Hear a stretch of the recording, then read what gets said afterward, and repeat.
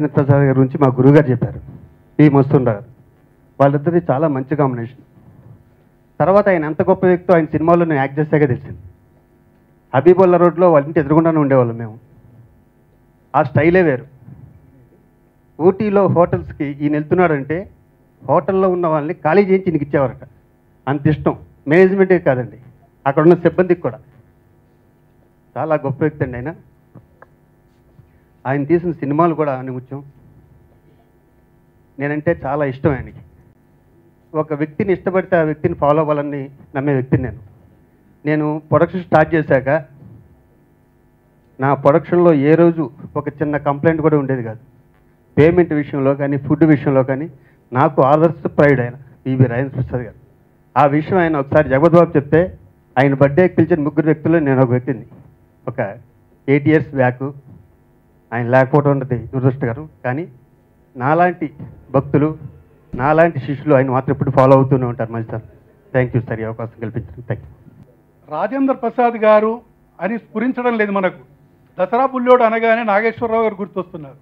కానీ ఈ దసరా బుల్లోడు పుస్తకం చదివితే ఆ దసరా బుల్లోడు ఎవరంటే ఒకనాడు ఒక 80 సంవత్సరాల క్రితం, కాదు 50 సంవత్సరాల క్రితం ఒక సినీ నటుడు కావాలనే కాంక్షతో మద్రాసు వెళ్ళి వేషాల కోసం ప్రయత్నించి వేషాలు దొరక్క నిర్మాత అయిపోయి ఆ తర్వాత దర్శకుడై అభిరుచి కల చూడతక్కని చిత్రాలు తీసిన దర్శకుడై ఆపాల గోపాలాన్ని అలరించే సంగీతాన్ని అందించిన చిత్రాల దర్శకుడై మనందరికీ గౌరవనీయమైన స్థానంలో ఉన్న వీరమాచినేని బాబు రాజేంద్ర ప్రసాద్, ఆయన జీవిత కథ దసరా బుల్లోడు. ఆయన అలనాడు అన్నపూర్ణతో ప్రారంభించి ఆరాధన అదొక గొప్ప చిత్రం.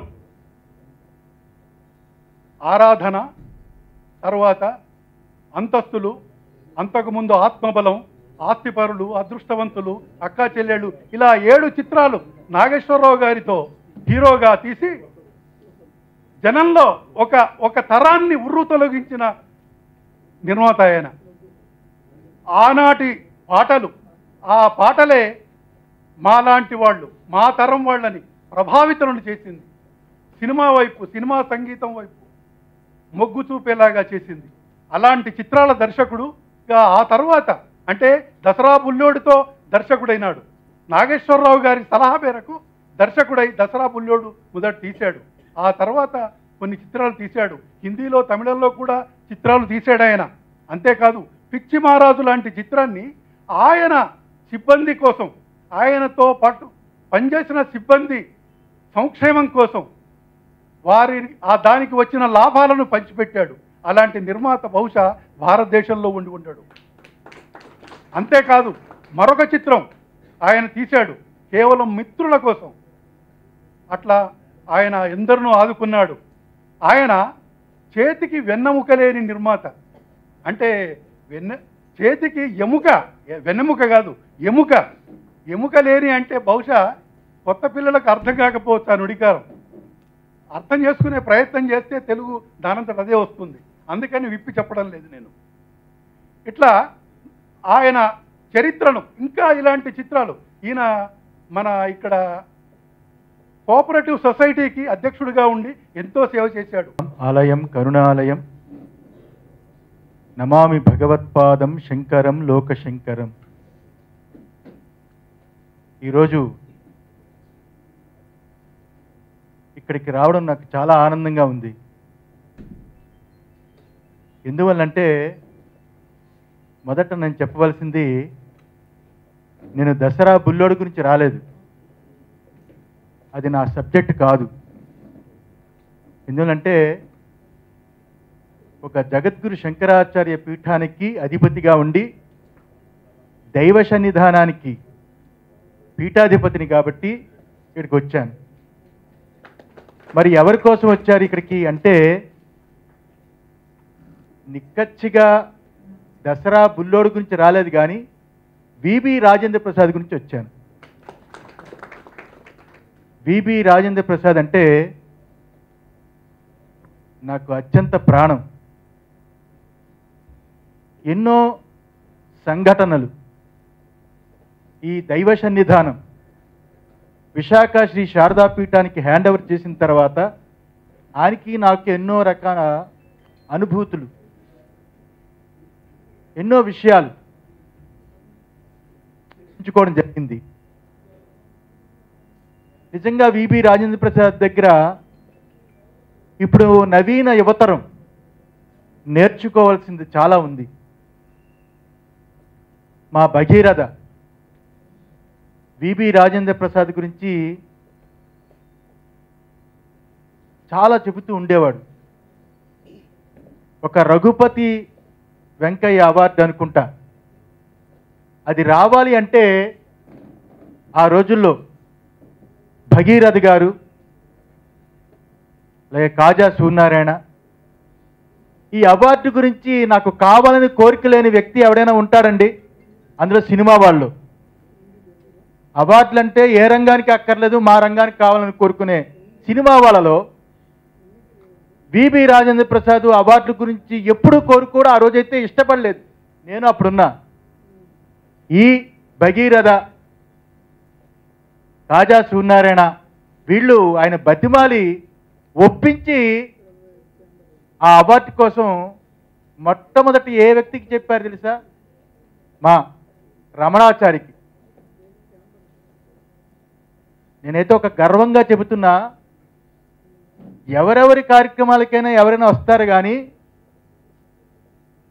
ఇలాంటి సినిమా వాడి యొక్క అతని గురించి రాసిన జీవిత చరిత్రకు ఒక సన్యాసి వస్తాడండి, ఒక పీఠాధిపతి వస్తాడా?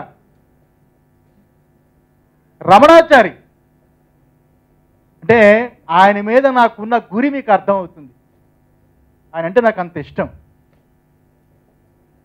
రమణాచారి ఆ రోజుల్లో వైఎస్ రాజశేఖర్ రెడ్డి ముఖ్యమంత్రిగా 2 రాష్ట్రాలు కలిసినప్పుడు చాలా ఉధృతంగా బిజీగా ఉండేవారు. సమాచార శాఖ అనుకుంటాను అప్పట్లో అయింది. ఈయన వదిలిపెట్టేవాడు కాదు రాజశేఖర్ రెడ్డి ఆ రోజుల్లో. ఈయన అంటే చాలా గౌరవం. ఆ రోజుల్లో ఈయన ఏం చెబితే అదే జరిగేది. అప్పుడు ఈయన మీద ప్రేమ, ఈయన గురించి నాకు చాలా విషయాలు చెప్పేవారు రమణాచారి గారు. విబి రాజేంద్ర ప్రసాద్ అంటే అత్యంత ప్రేమ, గౌరవం ఆయనకి ఇవ్వాలి అని ఆయన ఒప్పించి ఆ అవార్డు ఇప్పించారు. ఆ రోజుల్లో ఎందుకు ఇదంతా చెబుతున్నా అంటే, అవార్డుల మీద ఇంట్రెస్ట్ ఉన్నవాడు కాదు ఆయన. కోరుకొని తిరిగి అవార్డు తెచ్చుకోలేదు. ఒక రమణాచారి, ఒక భగీరథ, ఒక కాజా సూర్య ఇలా ప్రయత్నాల ద్వారా జరిగింది. ఇంకో గొప్పతనం ఏమిటి అంటే, సినిమా వాళ్ళలో దాతృత్వం తక్కువగా ఉంటుంది, మాటలు ఎక్కువగా ఉంటాయి. కానీ మా విబి రాజేంద్ర ప్రసాద్ గొప్ప దాత. ఆయన ఏదో చెప్పారు, చేతికి ఎమ్ముకుండదని ఒక జర్నలిస్టు. ఇది అక్షరాలు నేను చూసా. గొప్ప దాత.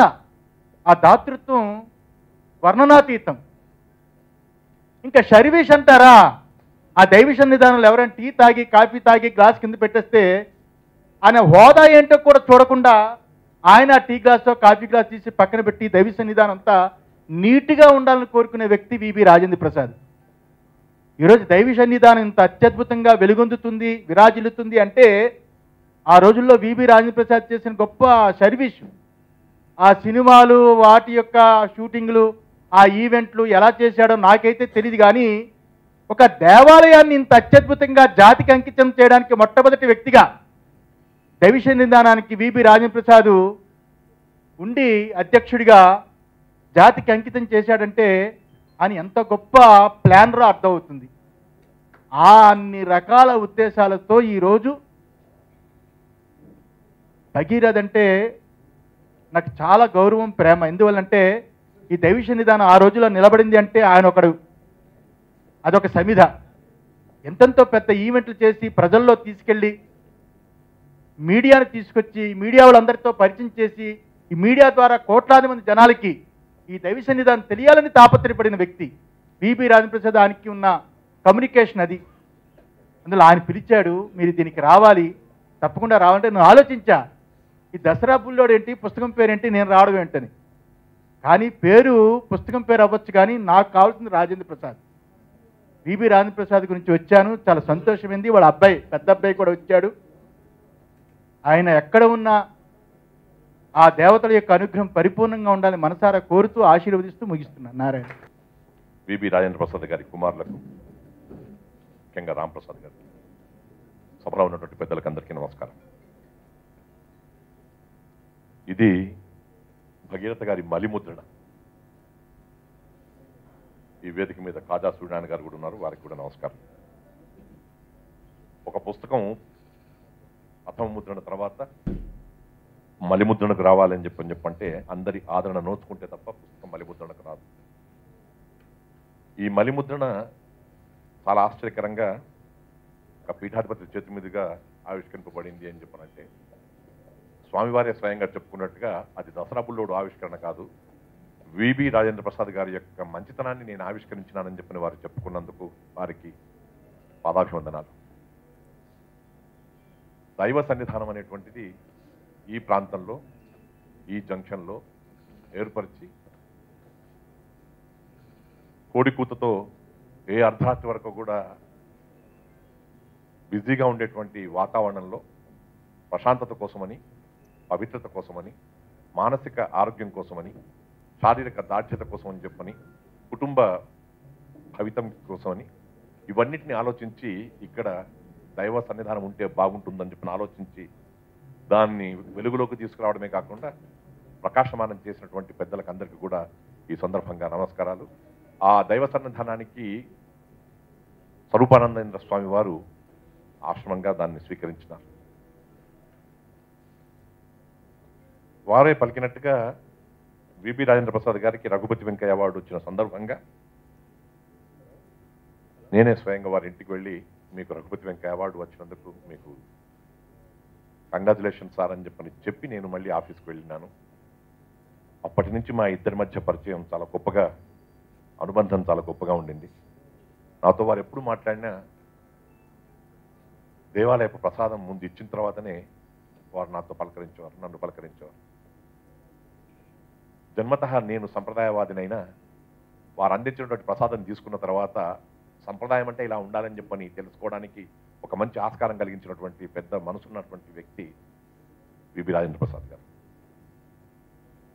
నేను చైర్మన్ ఫిల్మ్ డెవలప్మెంట్ కార్పొరేషన్గా కానీ, ఎండీగా కానీ ఉన్నప్పుడు కూడా ఎంతో అనుబంధాన్ని పెంచుకొని జగపతి బాబు గారు కానీ, లేక మా రాజేంద్ర ప్రసాద్ గారు కానీ, ఫిలిం ఇండస్ట్రీ కానీ, ఫిలిం డెవలప్మెంట్ కోసం అని చెప్పని ఎన్నో సందర్భాల్లో చర్చించుకునేవాళ్ళం.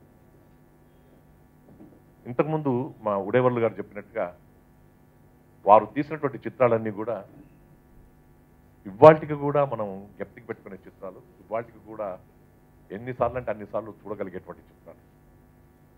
ఒక ఆరాధన అయితేనేమి, ఒక ఆత్మబలం అయితేనేమి, ఒక అంతస్తులైతేనేమి, ఒక ఆస్తిపరులైతేనేమి, అదృష్టవంతులైతేనేమి, అన్ని ఆలతో ప్రారంభమయ్యేటువంటి ఆ సినిమాల తర్వాత దసరా బుల్లోడ్ అనేటువంటి ఈ సినిమా వేరే పదాలతో వచ్చింది. ఈ దసరా బుల్లోడ్లో మా మొట్టమొదటిగా డైరెక్టర్గా మారినటువంటి స్థితి నాగేశ్వరరావు గారి వల్ల కలిగింది. కానీ ఈ కాలం ఎంత గొప్పది అంటే, ఏమనుకుని ఆయన మద్రాసుకు వచ్చాడో, ఏ తర్వాత ఏమని అయ్యాడో, ఆ తర్వాత కాలక్రమేణా వారు దైవ సన్నిధానంలో ఎంత గొప్ప భక్తుడిగా మసులుకున్నారో ఇవన్నీ కూడా ఫిల్మ్ ఇండస్ట్రీలో వారిని తెలిసిన వాళ్ళు, వారిని గురించి శ్రేయోభిలాషినటువంటి వాళ్ళకందరికీ తెలిసిన విషయమే. ఆశ్చర్యం ఏంటంటే, విబి రాజేంద్ర ప్రసాద్ లాంటి సున్నితత్వం కలిగినటువంటి మనిషి మీద కూడా దైవ సన్నిధానంలో జరుగుతున్నటువంటి కొన్ని విషయాల మీద ఎండోమెంట్ డిపార్ట్మెంట్లో నేను కమిషనర్గా ఉన్నప్పుడు కానీ, నేను సెక్రటరీగా ఉన్నప్పుడు కానీ కొంతమంది పనిగట్టుకొని కంప్లైంట్స్ చేసేటువంటి వాళ్ళు చేస్తున్నారని చెప్పనే విషయం నా దృష్టికి వచ్చినప్పుడు ఒకటే చెప్పాను, ఎక్కడైతే ఒక కార్యక్రమం చాలా గొప్పగా జరుగుతూ ఉంటుందో ఆ కార్యక్రమం గొప్పగా జరిగినప్పుడు అందరూ మనల్ని హర్షించరు, అందరూ మనల్ని సహించరు, ఏ కొద్దిమందో తప్పకుండా రకరకాల వాళ్ళు ఉంటారు. కానీ ఆ స్వామివారి యొక్క కైంకర్యాన్ని అద్భుతంగా దృఢచిత్తంతో, నిశ్చలమైనటువంటి భావంతో, భక్తిభావంతో చేస్తే మనకి ఏ రకమైనటువంటి బాధ ఉండదని చెప్పడం జరిగింది. వారు జీవించినంత కాలం స్వామి భక్తుడిగా, ఒక స్వామి సేవకుడిగా, భగవంతుడి సేవకుడిగా ఉండడం అనేటువంటిది చిత్రసీమలో అదొక రకమైనటువంటి గొప్ప మలుపని నేను మాత్రం భావిస్తాను. విబి రాజేంద్ర ప్రసాద్ గారిని తలుచుకొని వారి మంచితనాన్ని గురించి తెలుసుకొని వారి మంచితనాన్ని మరొకసారి స్మరించుకొని ఈనాటి యువతకు ఆయన గురించి తెలపడానికి కోసం చెప్పిన ఒక మంచి కార్యక్రమాన్ని ఏర్పరిచిన వెటరన్ జర్నలిస్ట్ అసోసియేషన్ వారికి నా అభివాదాలు. ఇక మిత్రులు భగీరథ గారి పుస్తకాన్ని రచించి ఇంతకుముందు నేను కమిషనర్గా ఉన్నటువంటి సందర్భంలోనే దీనికి ఆవిష్కరణ జరిగిందని చెప్పినట్టుగా ఇంకా మలిముద్రణే కాదు, మరో దాదాపు 5-6 ముద్రణలు వచ్చేంత 10వ ముద్రణ కూడా పోయేంత స్థాయిలో ఈ పుస్తకం ఉంటుంది. ఎందుకంటే స్వరూపానంద స్వామి చెప్పిన ప్రకారంగా నా రత్నం అన్విష్యతే మృగ్యతే హితి అని చెప్పని, రత్నం అనేటువంటిది ఎక్కడ ఉంటుంది, అది తాను వెతుక్కుంటూ రాదు. నన్ను చూడండి నేను రత్నాన్ని అని చెప్పని, కానీ రత్నాన్ని వెతకాల్సినటువంటి బాధ్యత మన మీద ఉంటుంది. ఈ సమాజంలో ఎన్నో రత్నాలు ఉన్నాయి, ఈ సమాజంలో ఎంతో మంది మంచి వాళ్ళు ఉన్నారు. అలాంటి వాళ్ళను మనం గుర్తుపెట్టుకొని స్మరించుకొని మనం తరించాలి, కానీ వాళ్ళు వచ్చి మమ్మల్ని గుర్తుపెట్టుకోండి అని చెప్పనేటువంటి పరిస్థితి ఉండదు. ఆ విషయాన్నే ఈ దసరా బుల్లోడు పుస్తకంలో మనకు తేరతెల్లంగా చేసినారు. మంచి సినిమాలు తీసి, మంచి చిత్రాలు తీసి, విలువ కలిగినటువంటి చిత్రాలు తీసి, విలువైనటువంటి చిత్రాలను తీయాలి అనేటువంటి ఒక సందేశాన్ని అందించినటువంటి వివి రాజేంద్ర ప్రసాద్ గారికి నా నివాళి అర్పిస్తూ ఈ పుస్తకాన్ని మలిముద్రణకు తీసుకొచ్చినటువంటి మిత్రులు భగీరథ గారికి నా శుభాభినందనలు తెలుపుకుంటూ సెలవు. గుడిపాటి వెంకటచలం గారు మలిదశలో మా రమణ మహర్షి ఆశ్రమంలో శిష్యుడిగా జాయిన్ అయినట్టుగా విబి రాజేంద్ర ప్రసాద్ గారు సినీ పరిశ్రమ నుండి ఒక దైవ సన్నిధానాన్ని ఏర్పాటు చేయడం కోసం తన జీవితాన్ని ఆఖరి దశలో ఆయన త్యాగం చేశారు. ఆయన సేవా కార్యక్రమం అనుకుని దాన్ని ఎంతో గొప్పగా తయారు చేశారు. ఈ ఫిలిం నగర్లో ఏకైక లోటు అలాంటి దైవ సన్నిధానం, దాన్ని ఏర్పాటు చేయడానికే ఆయన ఈ పరిశ్రమ నుండి దైవ సన్నిధానాన్ని ఇంత పవిత్రంగా, ఇంత సేవా మార్గంలో అందరికీ ఆదర్శనీయుడిగా దాన్ని తయారు చేశారు. అలాగే మా తరానికి విబి రాజేంద్ర ప్రసాద్ గారు చిత్ర నిర్మాతగా, దర్శకుడిగా తెలీదు. ఆయన గురించి ఎవరెవరో చెప్తుంటే వినడమే. నిక్కచ్చితనానికి, నిజాయితీకి, అలాగే అందరికీ 2 రెళ్ళు 4 అని తెలుసు, ఆయనకి మాత్రం 2 రెళ్ళు 6 అని తెలుసు. తన వల్ల ఎవరు ఇబ్బంది పడకూడదు, తను నష్టపోయినా కూడా తనకు పనిచేసిన వాళ్ళు ఎవరికి కూడా ఇబ్బంది కలగకూడదు అని చెప్పి ఆస్తులు అమ్మి వాళ్ళందరికీ కూడా ఇవ్వాల్సిన దానికంటే ఎక్కువగా ఇచ్చి అందరినీ సంతృప్తిపరిచిన గొప్ప మార్గదర్శకుడైన నిర్మాత. చాలామంది నిర్మాతలకి మార్గదర్శకుడైన, సో అలాంటి గొప్ప వ్యక్తి నిజంగా ఇలాంటి ఒక ఆత్మకథ భగీరథ గారి కృషితో ఇలా రావటం, చదివించేటట్టుగా శైలి ఉంది. ఎన్నో విశేషాలు ఆయన తాతగారి దగ్గర నుంచి చదువుతూ ఉంటే ఒక చరిత్ర, ఒకప్పటి చరిత్ర మనం నెవరమేసుకున్నట్టు ఎంత గొప్పగా ఉంది. సో మలిముద్రణకు రావటం అంటే పెద్దలు రామనాచార్య గారు చెప్పినట్టు మామూలు విషయం కాదు. ఇవి మరిన్ని మలిముద్రణలు నోచుకుని సినిమా పరిశ్రమలో నిర్మాతలందరికీ ఒక ఆదర్శనీయమైన గ్రంథంగా ఉంది కాబట్టి అందరూ పఠించి ఎన్నో కొన్ని మంచి విషయాలు ఆయన చేసిన ఒప్పులు, ఆయనే అన్నారు నేను కొన్ని తప్పులు కూడా చేశాను, ఆయన ఒప్పుకున్నారు. సో ఒప్పుల్ని మీకు ఉపయోగపడుతుందేమో అని ఇది నేను ఆత్మకథగా వస్తుంది అని చెప్పారు. సో ఆ ఒప్పులు మాత్రం తీసుకుని అందరూ ప్రేరణ పొంది ఆయన మార్గంలో నడిస్తే ఆయనకి నిజమైన నివాళి. సో అలాంటి గొప్ప వ్యక్తికి నివాళి అర్పిస్తూ ఇంత మంచి అవకాశాన్ని కల్పించిన దర్శక సంఘం అధ్యక్షుడిగా ఇక్కడికి ఆహ్వానించినందుకు భగీరథ గారికి మరొకసారి కృతజ్ఞతలు తెలియజేస్తూ సెలవు తీసుకుంటాను. 1969-70లో అదృష్టవంతులు అనే సినిమా తీశారు. అప్పటి నుంచి నాకు వారితో పరిచయం. నేను అప్పుడు 1970 నుంచి సారథి స్టూడియో మేనేజర్గా ఉండేవాడిని. ఈ దసరా బుల్లెట్కి కానివ్వండి, వారు తీసిన బంగారు బాబుకి కానివ్వండి, పిచ్చి మహారాజుకి కానివ్వండి, వారు తీసిన ఆ సినిమాలకి అన్నిటికీ కూడా సారథి స్టూడియోలో ఆ రోజుల్లో నేను సెట్లు ఎక్కువగా వేయిస్తూ ఉన్నాను. సెట్స్ 3.5 దశాబ్దాల అనుబంధం ఉంది.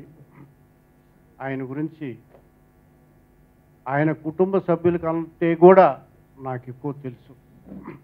అందుకే ఆయన మీద పుస్తకం రాయాలనుకున్నప్పుడు దసరా బుల్లోడను పెడదామండి అని అన్నా. నాకేం అభ్యంతరం లేదు, నాగేశ్వరరావు గారిని అడగండి అన్నాడు.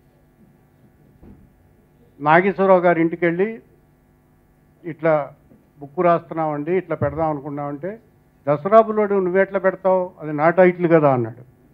నిజమేనండి, తీసింది రాజేంద్ర ప్రసాద్ గారు కదా, మీరు తెర మీద దసరా బుల్లోడు అయితే తెర వెనక దసరా బుల్లోడు ఆయన, నాకంటే మీకు బాగా తెలుసు. కాబట్టి అదే పుస్తకానికి నేను పేరు పెడుతున్నాను అని చెప్పి వచ్చేసా. ఆయన సమాధానం కోసం కూడా నేను ఎదురు చూడాలి. ఎందుకంటే అంటే ఆయన్ని చిన్నపుచ్చటం అని కాదు, ఆ పుస్తకానికి దసరా బుల్లోడు అనే పేరు యాప్ట్ కనుక. తర్వాత ఆ పుస్తకం 2004లో వచ్చిన తర్వాత ఆ పుస్తకం ఎంత బాగుందని అన్నారంటే ఇప్పుడు ఒక్క కాపీ కూడా అవైలబుల్గా లేదు. తర్వాత రాంప్రసాద్ గారితో మళ్ళీ వేద్దాం అనుకుంటున్నప్పుడు మిత్రుడు రవీంద్రనాథ్ గారు ముందుకొచ్చి ప్రిస్మ తరపున మేము పబ్లిష్ చేస్తామని ముందుకొచ్చారు. ఆ తర్వాత రాజేంద్ర ప్రసాద్ గారు ఉండంగా 2004లో ఈ పుస్తకం పబ్లిష్ చేయటం జరిగింది. ఆ తర్వాత వారు చనిపోయేంత వరకు కూడా మళ్ళీ దీన్ని కొనసాగింపుగా రాశాము. వాటన్నిటికంటే కూడా ఇప్పుడు కూడా రాంప్రసాద్ గారు కానీ, కుమార్ గారు కానీ, జగపతి బాబు గారు కానీ ఎప్పుడూ లో ప్రొఫైల్లో ఉండే మనుషులు. కానీ ఈ పుస్తకానికి మా నాన్నగారి గురించి, జగపతి సంస్థ గురించి మేము రాస్తామన్నప్పుడు నాకు చాలా ఆనందం వేసింది. ఆ అనుభవాలు కూడా చాలా బాగున్నాయి. అందుకనే ఈ పుస్తకానికి మళ్ళీ ఇన్ని సంవత్సరాల తర్వాత రాజేంద్ర ప్రసాద్ గారు చనిపోయిన తర్వాత జరుగుతున్నటువంటి కార్యక్రమం ఇది.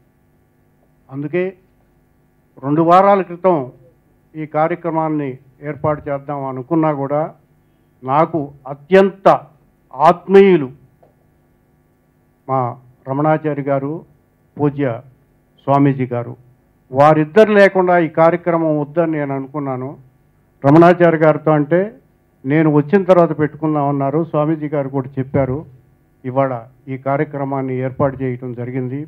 ఈ కార్యక్రమానికి మాకు అన్ని విధాల సహకరించినటువంటి రవీంద్రనాథ్ గారు, రాంప్రసాద్ గారు, తర్వాత నా మిత్రుడు సంధ్య రవి గారు, నాకు ఎప్పటి నుంచి ఏ కార్యక్రమం చేసినా నేనున్నానని మా రాంబాబు, మిగతా మిత్రులందరూ.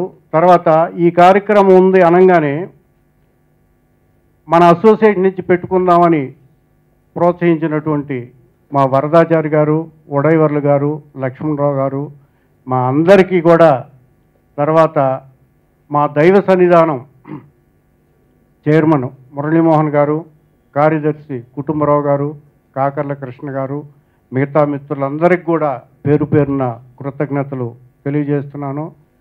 రమణాచారి గారి ఆత్మీయత అనేది నేను ఎప్పటికీ మర్చిపోలేను. ఏ కార్యక్రమం అయినా వారు ఉండాల్సిందే. అలాగే ఈ సందర్భంగా ఇంకొక విషయం కూడా తెలియజేస్తాను. జగపతి రాజేంద్ర ప్రసాద్ గారికి రఘుపతి వెంకయ్య నాయుడు అవార్డు వచ్చిందంటే అది కేవలం మా రమణాచారి గారి కృషి వల్లనే. అది అందరికీ తెలిసిన విషయం. సభాముఖంగా రాజేంద్ర ప్రసాద్ గారికి సంబంధించిన సభ కాబట్టి మరోసారి రాజేంద్ర ప్రసాద్ గారు లాంటి విఘ్నులు, ఉత్తమోత్తమైనటువంటి నిర్మాత గుర్తించి అవార్డునిచ్చినటువంటి ఆనాటి ముఖ్యమంత్రి రాజశేఖర్ రెడ్డి గారు, రమణాచారి గారు, సార్ మిమ్మల్ని ఎప్పుడు మర్చిపోలేము. Thank you sir, thank you very much.